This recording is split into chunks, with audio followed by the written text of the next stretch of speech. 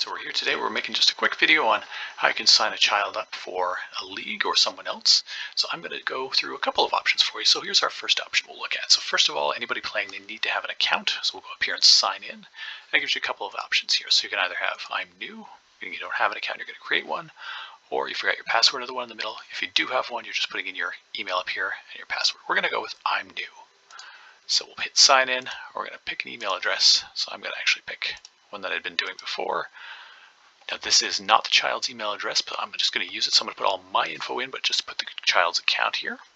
And we'll put I'm new. So we'll do sign in. And we'll put my child's name because that's who I want to sign up. So this is kind of like the shortcut method. So we'll just pick my info. So I'm going to go date this back here.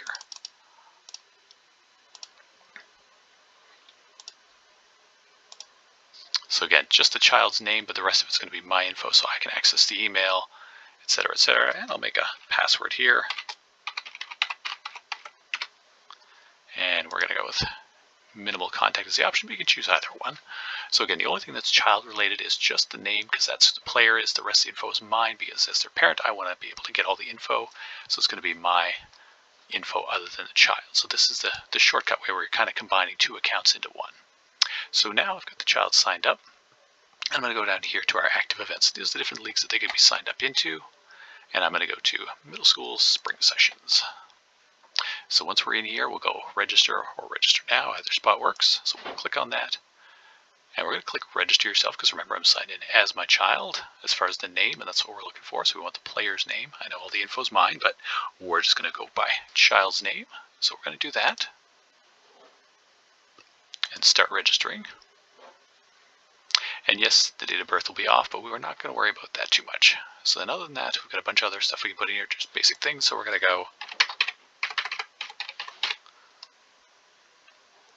And of course, this is very important. Emergency contact. So that's why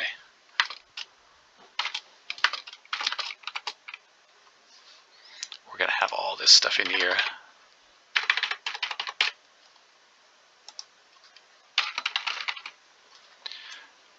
We want to make sure if anything happens that we've got it all in there properly. We know who to contact. So we can go simple address or manual. I'm just going to go manual.